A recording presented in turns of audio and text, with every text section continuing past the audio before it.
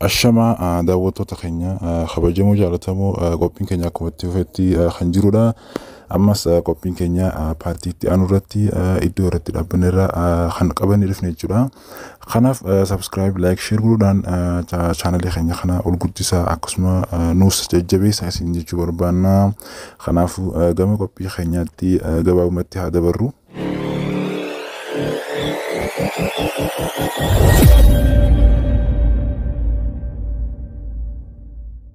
Egaa akkuma ilaalletti taayippiiwwan probability ratio kana jalatti tokko ilaallee turre jechuudha.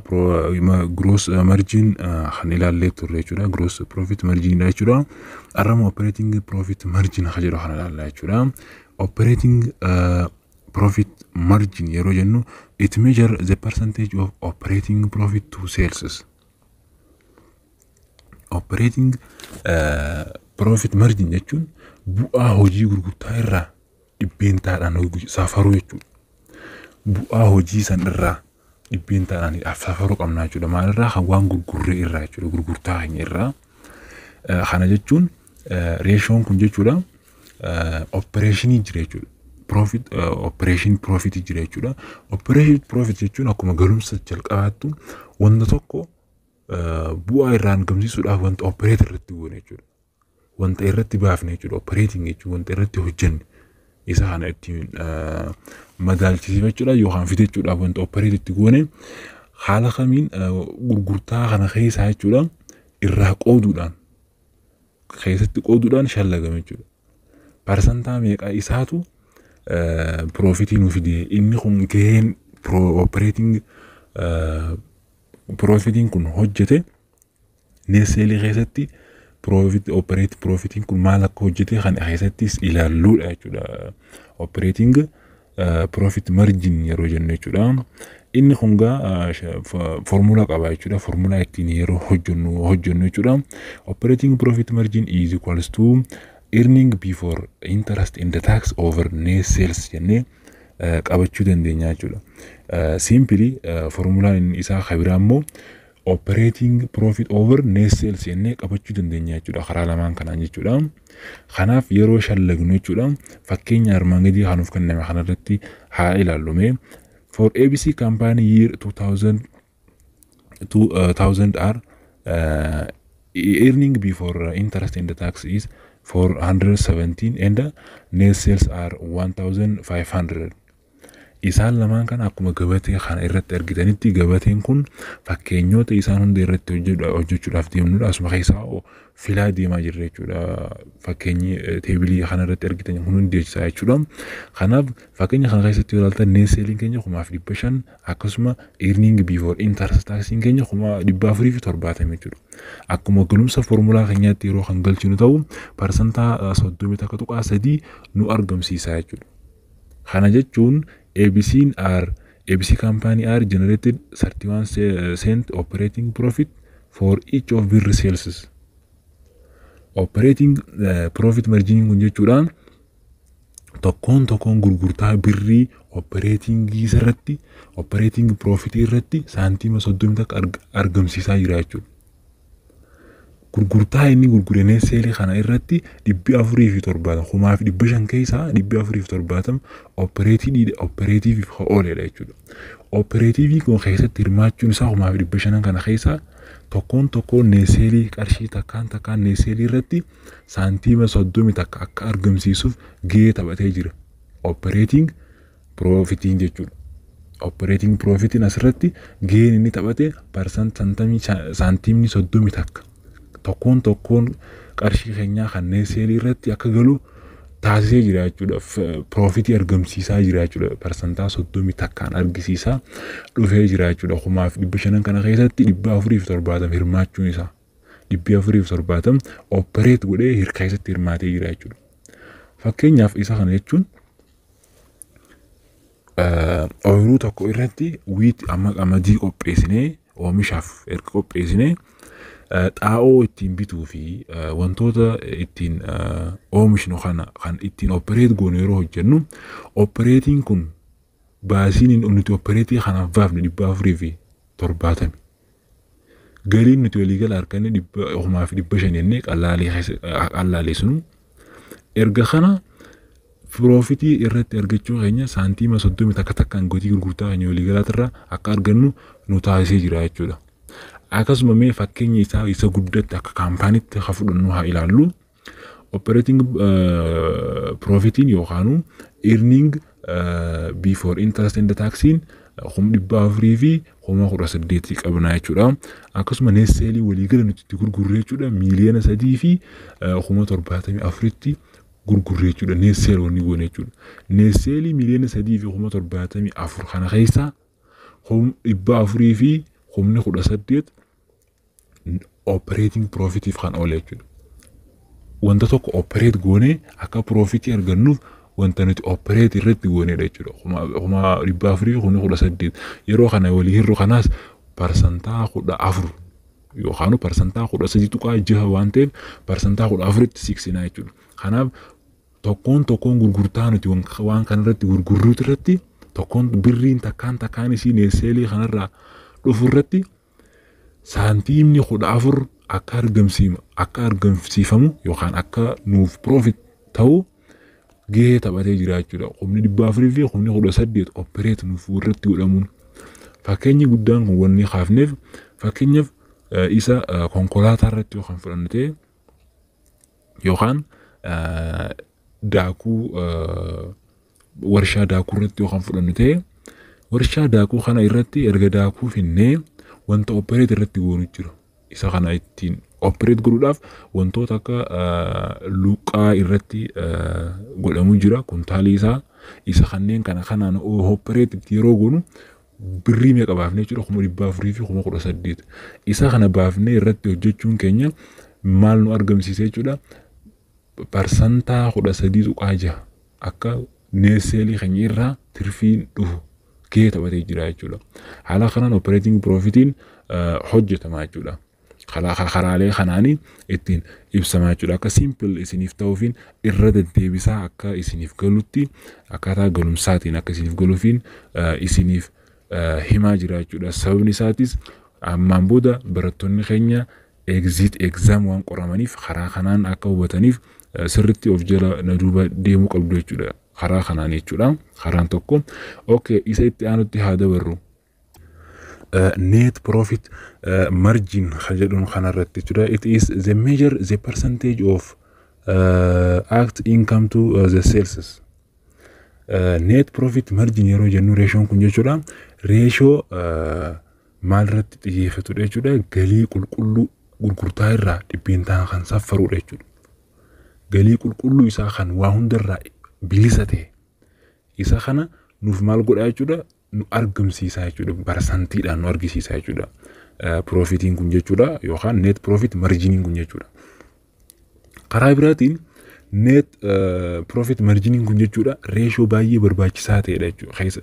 Keessattuu yeroo kam jechuudha kan bu'aa qulqulluu bu'aa waliigala irraa arganne irraa baasii gibiraatii fi baasiiwwan interest income yookaan tax income jechuudha galii gibiraa ofirraa hir'isuun kan argamudha jechuudha. Galii qulqulluu kan irraa argannudha jechuudha. Walumaa galatti galii fi baasii hojii kan hin ta'in ratio kana shallaguuf kan hin dabalamne ta'a jechuudha.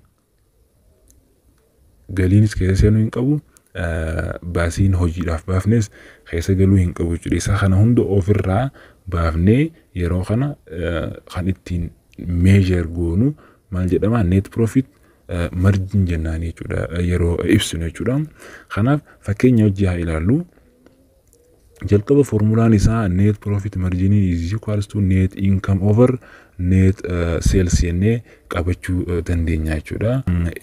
For ABC company year 2000s are net incomes are 2049 and the net sales are 1500 and net incomes are 249 jennee qabannaa jechuudha.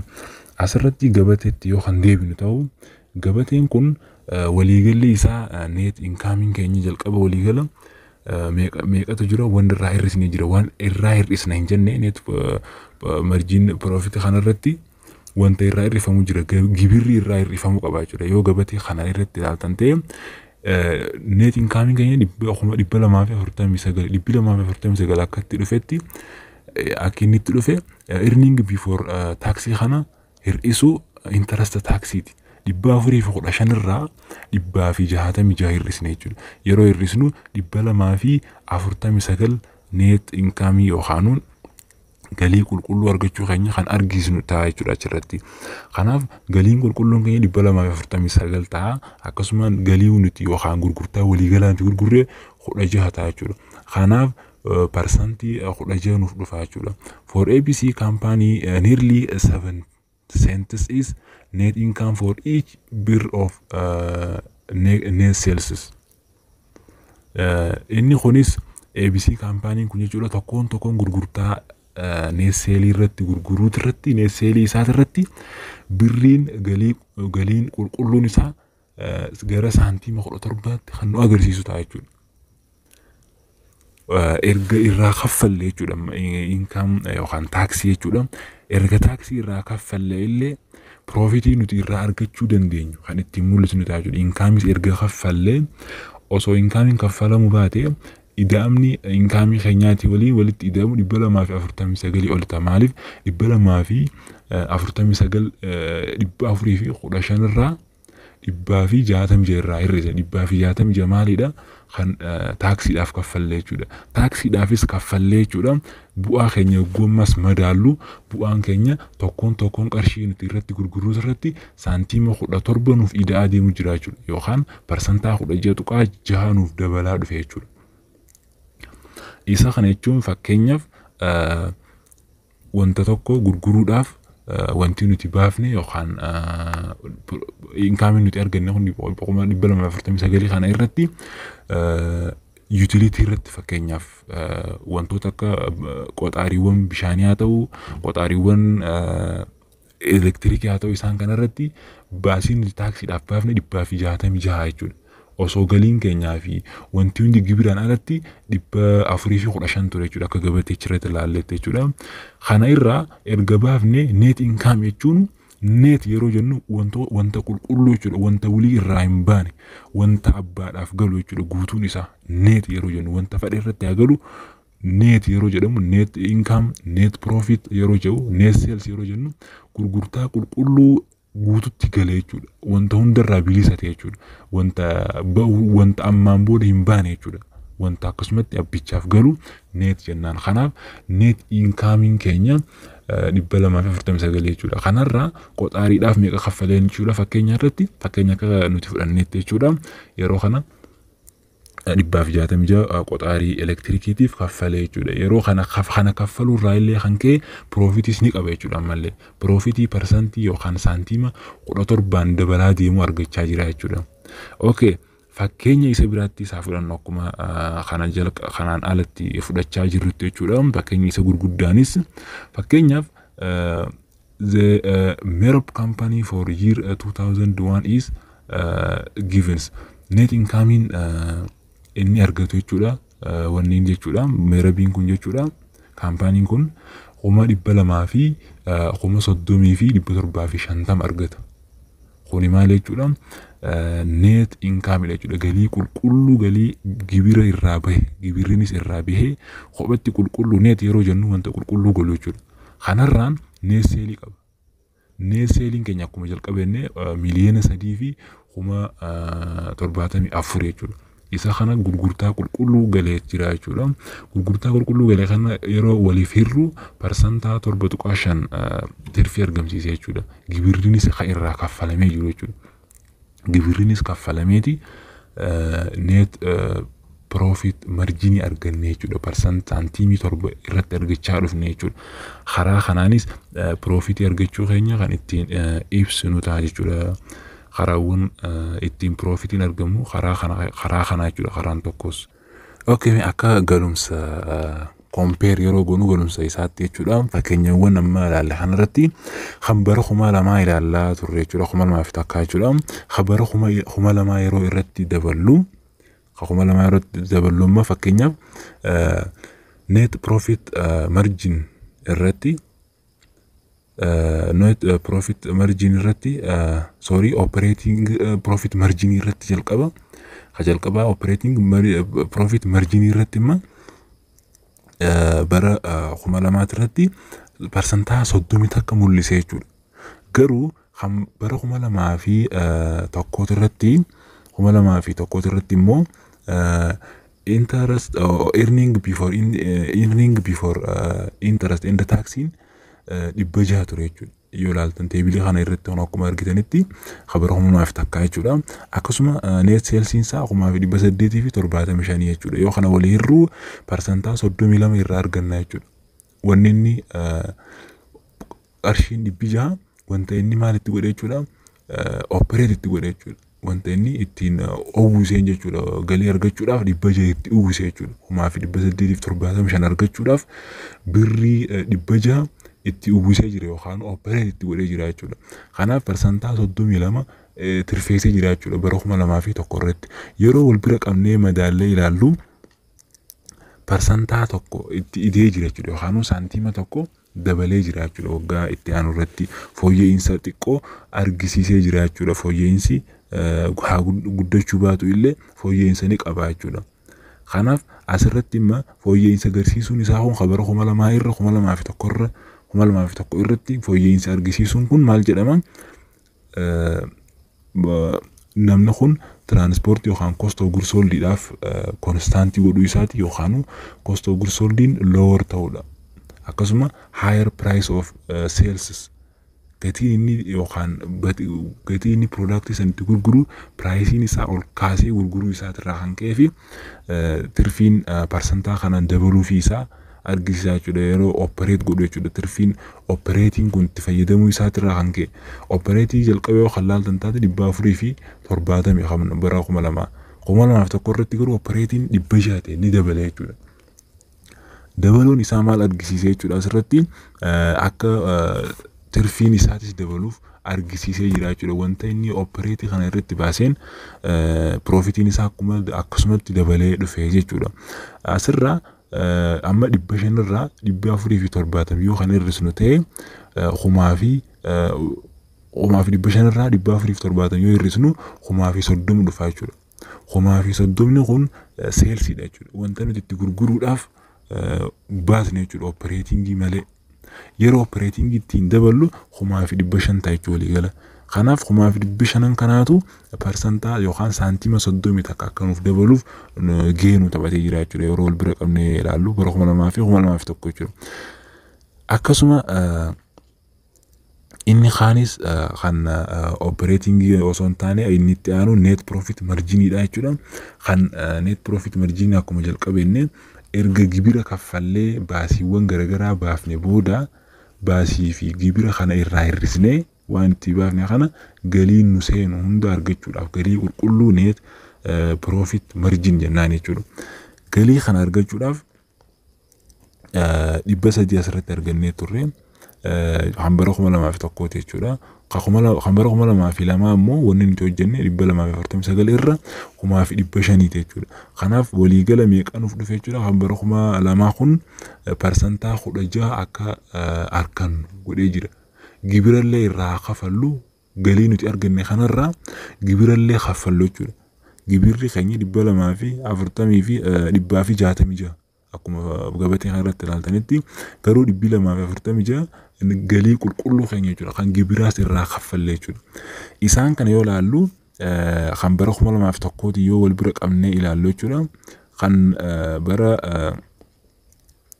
2001 kun yoo wal bira qabnee ilaallu kun percentaa 16 nuuf dhufa jechuudha. Garuu kan bara 2001 kun immoo net income isaa 300 ture jechuudha. Waliigala isaa income isaa 500 ture garuu 200 maal kaffalee jechuudha. Akkuma gabatee kan irratti ilaaltanitti 200 taaksiidhaaf kaffalee jechuudha. 200 taaksiidhaaf kaffaluun isaa kun 300 akka income qulqulluun galuuf taasisee jira jechuudha. Kanaaf isaan lamaan kana yoo walii firru meeqa arganna jechuudha. Percentaa 6.23 arganna jechuudha. Yookaan percentaa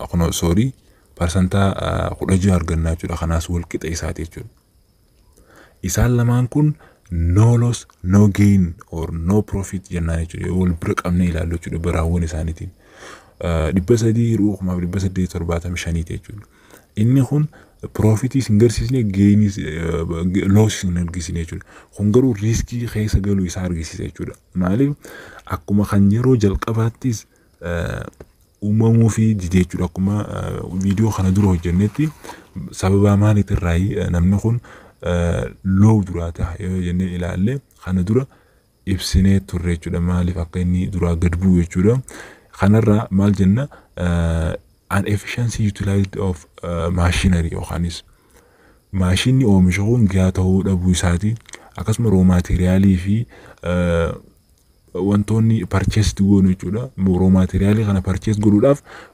favorable nuuf ta'uu dhabuu jechuudha instability nuuf ta'uu dhabuu jechuudha nuuf mijatu dhabuun kanarraa kan ka'e waggaan 2000 fi akkasuma kan waggaa 2000 fi waggaa 2001 garaagarummaa yookaan profitii fiduu dhabuu isaa argisiisuu jira jechuudha ABC kaampaaniin kun asirratti bu'aa sin arganne kisaaraa sin arganne garuu yeroo qisaasa keessa galchuun isaati wantoota sababa inni kana ta'eef sababaawwan kana ta'uu mala jechuudha sababaawwan maashinariin isaa mijaa'uu dhabuu fi akkasuma baasiin inni baasu baasiin yookaan gatiin inni wanta sana gurguru lower sales price ta'uu isaati yookaan cost of goods sold higher cost of goods sold ta'uu isaati meeshaaleen wantoota inni gurguru kana jechuudha cost of goods sold kun wantoonni inni gurguruuf deemu kun transportii guddaadhaan bakka gabaa geeffachuu isaa hadirraa hanqee maybe jechuudha karaanawwan kana kanaan percentaan isaa kun guddachuu dhabuu danda'a jechuudha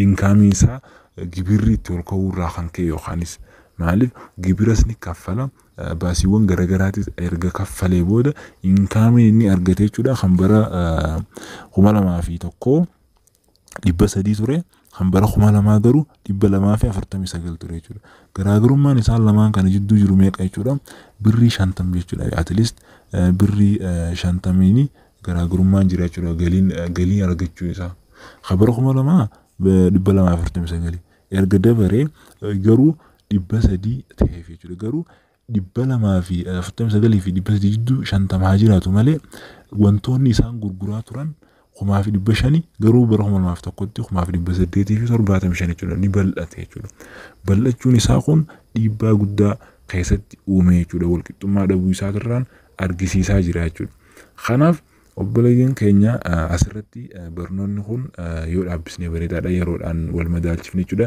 isaanawwan hafanis haaluma kanaan yoo kan isinitti tolate akkamatti itti fufnaa komentii jalatti nu jajjabeessuu keessan isinirraa barbaanna kanaafuu har'aaf qophiin keenya asirratti dhaabbata jechuudha namoonni chaanaalii keenyaaf haaraa taatan subscribe like share godhuudhaan nu cinaa dhaabbadhaa barnoota isin fayyadu barnoota barattoota keenya yuunivarsiitiis kolleejjis ta'e isaan fayyadu hunda isiniif qopheessaa jirra jechuudha keessattuu koorsiiwwan accounting and finance wajjin wal qabatan jechuudha kanaafuu nu cinaa dhaabbachuudhaan like share godhuudhaan miseensa hunda biratti nuuf ga'aa isin jenna galatooma